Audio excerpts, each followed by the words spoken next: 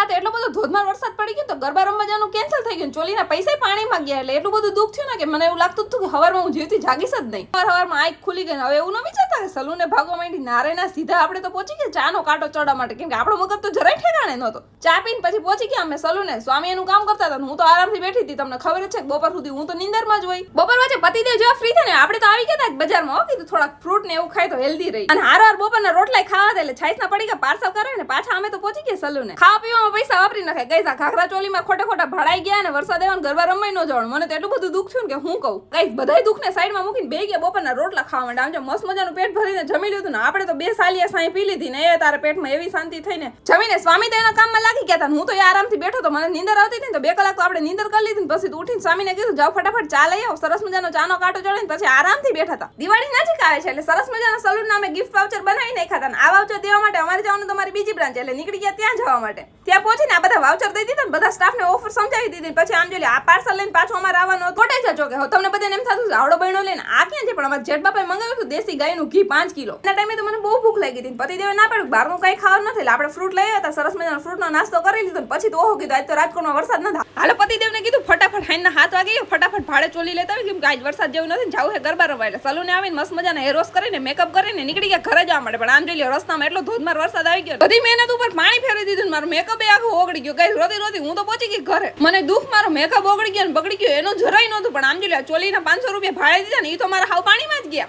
આજે ખોટા 500 રૂપિયાનો ચાંદલો કરી નાખ્યો. પછી ઘરે હું જમીન આરામથી બેઠી હતી. ભયું લેવો તો મારા માટે ચોકલેટ. અને આ ચોકલેટનું બોક્સ ખોલીને આજે મેં ગણતા હતા કામાં કેટલા રૂપિયાની ચોકલેટ આવે. 120 રૂપિયાની ચોકલેટ આવે ને બોક્સ આખું 160 રૂપિયાનું. આ તો બહુ મોંઘું પડે. આવું ન લેવાય ગઈસ. એટલે આ હતી આજની મારી દુઃખ ભરી કહાની. હવે આજ રીતે આજનો દિવસ ખતમ થયો. હવે ગોદડો ઉઠીને સુઈ જાય. મળીએ કાલના નવા મેન્યુ વ્લોગમાં. Tata bye bye guys.